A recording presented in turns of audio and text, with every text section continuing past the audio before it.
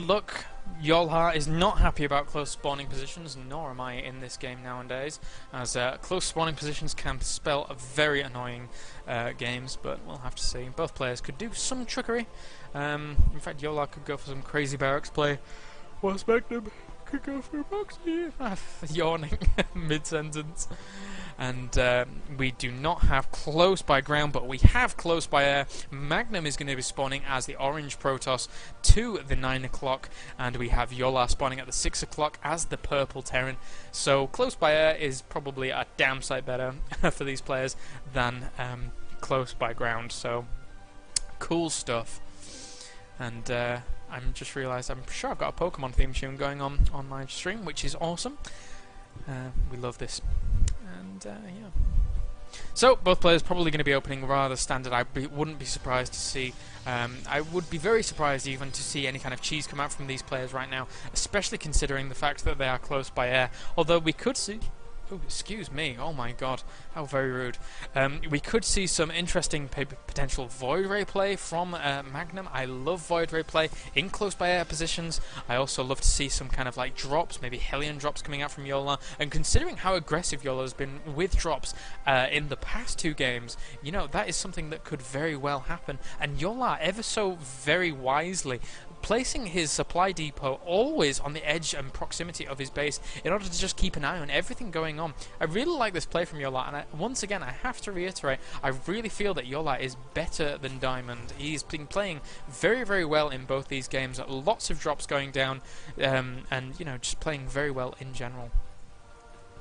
So Magnum going to be scouting out his opponent last, whereas Johlar actually scouting his opponent first. So despite the scout being slightly later than the other scout, you know, he's going to be in a good position indeed, getting that refinery, and looks like a very, very similar build to the ones we've seen Johlar do in previous games, whilst Magnum is going for a very, very standard build as well. Whoops, almost fell off my chair. That would have been super cool. So now Magnum is going to be going for his cybernetics core, and you know, Johlar behind this going for a bit of gas. We're going to be harassing this lone barracks here, and again I would love to see Johlar go for that kind of tech lab. Indeed he is. Oh, reactor. Oh, a reactor, hey. This could be some early pressure. I'm not 100% sure, but it could be. As getting a lot of Marines out is very, very viable indeed. Maybe just getting them out in order to be able to do something more tech-heavy, we'll have to see. But at the same time, we do have a Stalker coming out and a Warp Gate research on the way as well for Magnum. And this SCV is dancing close to death, as, you know, surrounding that could have been an option, although not many players do that nowadays. And, wow, actually taking guys off gas. Just getting the amount of gas in order to be able to get that. And, oh, going for an expansion. Oh, my God. This is a very good build here by Johlar. I really like this. Going to have that reactor out in order to be able to just reinforce with a lot of Marines. And there really isn't going to be much Magnum's going to be able to do about this right now. Going for that second gas, a very pretty standard time, and you know, just securing his natural here. Johlar playing this really, really nicely, I've got to say. Not putting guys in gas just yet. He's quite content having this lone barracks out, pumping out these Marines in order to be able to secure his expansion. And right now, Magnum has no clue about this. He looks as if he's going to be going for some kind of 2-gate expand, which is going to put him slightly economically behind. So Magnum really needs to be able to scout the front here and check out what is going on in Johlar's base. Do you have a second barracks going down now, as well as a second refinery? And for Johlar, as well as a Stargate. Oh my God, a Stargate going down. Does he see the Stargate? I don't think he does. He does see the Stargate! Oh my God, it's just on the edge! That is ridiculous. So he knows that Stargate is going to be coming, and he cancelled the Stargate so wisely. Oh my God, Magnum, that is so nice. I really like that play. And now, potentially, there could be kind of like precautions taken by Johlar that he actually doesn't need. Although he isn't really doing that much, so to prevent it. Could just be getting more Marines out, but hell, that's what Terran does anyway. Gets lots of Marines out. Going to be getting a tech lab on that barracks, and looks like going for maybe some 3-gate pressure here after throwing down that Nexus, but this is a pretty well fortified front right now. An engineering bay is now going down, so maybe we'll see some missile turrets being committed to that he really doesn't need right now, as that Stargate was cancelled.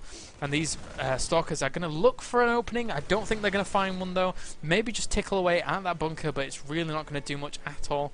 And Magnum at this point going to be forced to retreat. And yes, as we can see, oh my god, we actually have a missile turret going down and a bunker going down in the back here. The bunker's quite nice because you can salvage it again for the 75% and potentially reinforce with Marines if they, you know, the Stargate player did come along, but it's not.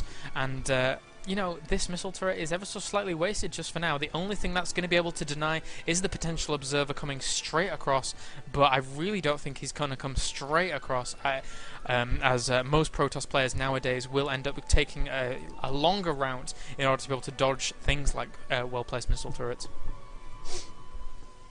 So now we have a Twilight Council on the way, robotics facility on the way as well, and actually, looking at this rally here, that could be really bad for an observer if it does come out. There's the observer on the way there. That's not too bad of a rally, as it is only, it's quite out of range of that missile turret ever so slightly, but at the same time now, a missile turret in the front, that's going to be great to deny any kind of DT harass that does come along, especially so close to that bunker, and Marines just looking around for anything that may be there, like the proxy pylons or, you know, proxy Stargate, which could occur, as that has been so common in Protoss versus Terran right now, especially in things like the GSL, and we'll have to see.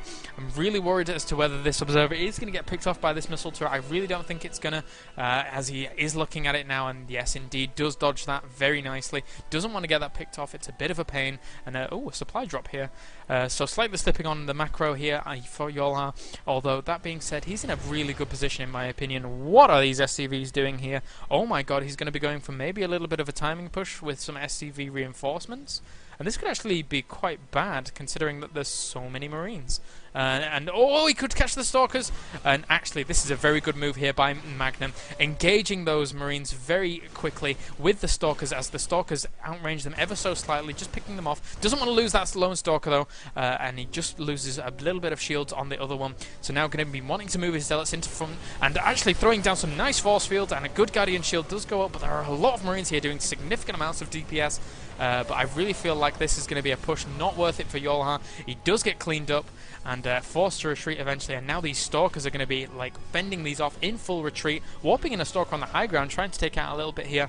Charge is now on the way for Magnum. And I've got to say, coming back to that, really clever of Magnum to be able to engage those Stalkers ever so slightly early, engage those Marines ever so slightly early with those Stalkers in order to be able to just get a few pot shots off. Very nice play there by Magnum, but at the same time we do have that factory already finished for Johlar, Starport on the way, and now the Stalkers are actually going to move in here, deny the creation of this command center potentially, and oh, a little bit close with those Stalkers. Nice force fields keeping those Marines at range, forced to pull off a lot of SCVs here, and this harass by Magnum is doing a significant amount of damage, taking out a lot of SCVs. A lot of these Marines are low on health. He really needs some medevacs in order to be able to compensate. And I'm losing my voice very slowly, but Magnum now actually doing a lot of damage there for very little cost, in fact. Now just come into the income tab now, both players pretty close together, and you know, a lot of Stalkers coming out once again, quite a bit of Chrono Boost saved up on these Nexus. I would like to see that spent ever so slightly, especially since he's hovering a little bit, 20 supply behind his actual cap, and we could see that come into play anytime soon. This observer doing a good job of keeping an eye on what is going on. That command center is now finished. Where is it going? It's maybe he's going to use it as a wall. No, he's going to just plant it there for some reason.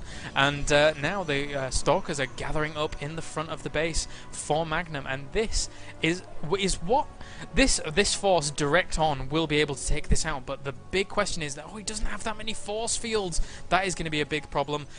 We do have Psystorm on the way as well as Blink. Maybe he's going to be warping in a few, getting some Zealots there. I would have liked to see some High Templar, maybe some Archons to do a little bit of tanking, but that's not going to be the case. Magnum is going to be walking around here trying to do a little bit more damage to this command center, and Johlar is slightly wary of engaging here, especially with these charge lots. One lone High Templar does come along. That's going to scare Johlar off. He doesn't know if Storm's out or not yet. And just coming back to the base here, Storm is only half complete. And it looks like your Magnum is continuing. He wants to continue to apply this pressure, but just wants to move back to his pylon here to be able to reinforce.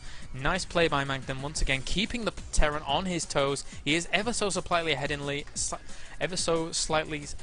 supply, but ultimately Johlar is going to be doing a little bit of a drop here, and a lot of pylons as well as gateways going down. A third on the way now for Magnum, but at the same time this drop could do quite a lot of damage. There are no units here to reinforce. Do we have a warp in?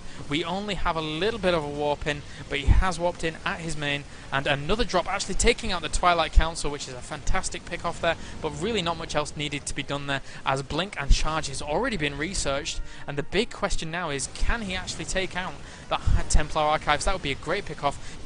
Ghost Academy going down, doing a great job here of harassing on two fronts, but ultimately it's going to be denied by the Blink Stalkers of Magnum at this point. And Magnum doing a good job of cleaning that up, but a little bit of damage was done, and the third is now going up for Magnum. So I mean, as if Johlar actually can't do more damage, he's going to be in a bad spot. And moving around here with another medevac could potentially do a drop, could end up... Ah, look at that. All the way, this medevac is rallied all the way to the third here. So that could do a little bit of damage if we do see that end up happening. And... I always end up checking that if if a medevac is going around in an odd position where it's actually going. So we see more medevacs on the way, but at the same time we see quite a few High Templars. Oh my god, that is a lot of Storm. Magnum could do significant amounts of damage, and as we've seen in the past two games, he has been pretty damn proficient with those Storms. So I mean, Johlar trying to secure his third right now, but this could be denied very, very easily by this force. There really isn't that much out here for Johlar in order to be able to deal with this. And, you know, he could be in a very, very bad situation. The Zealots are slightly out of position behind those Stalkers. Really needs to blink those Stalkers back in order to be able to do that. Nice Storm goes off there, weakening a lot of that force. These medevacs really don't have that much energy. And Magnum could be in a very good position. Although he's allowing those units to heal up, that is really not a good thing. And...